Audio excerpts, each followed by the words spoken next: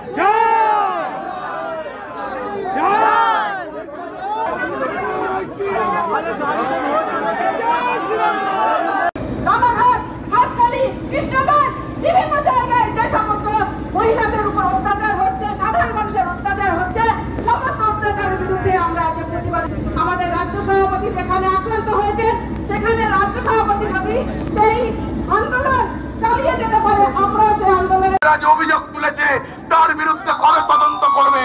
আমরা জানতে চাই সন্দেশখালীর মা বোনেদেরকে কবে তারা আসল যে শাস্তি পাবে, গ্রেপ্তার হবে দোষীরা। তাই আজকের দিনে আমরা এলাকার বলে অবস্থান বিক্ষোভ করছি। সেই অবস্থান বিক্ষোভে পরিষ্কার কথা একটা বার্তা, যতক্ষণ না এসপি সাহেব আমাদের সঙ্গে এসে কথা বলছেন ততক্ষণ এখানে অবস্থান বিক্ষোভ চলবে। দরকার পড়লে আমরা গ্রেপ্তার হব। আমরা গ্রেপ্তার বরণ করতে চাই তো দরকার পড়লে আপনি এসপি সাহেবের কথা বলুন। আজকের আমাদের কার্যক্রম ভারতীয় জনতা পার্টির কার্যক্রম কোনো 4% 3% নয়। ভারতবর্ষের বিশ্বের 1 নম্বর দল বিজেপির এটা অবস্থান বিক্ষোভ। তাই বিজেপির অবস্থান বিক্ষোভ বিজেপির মতো করে হবে, বিজেপির আদর্শে হবে। এই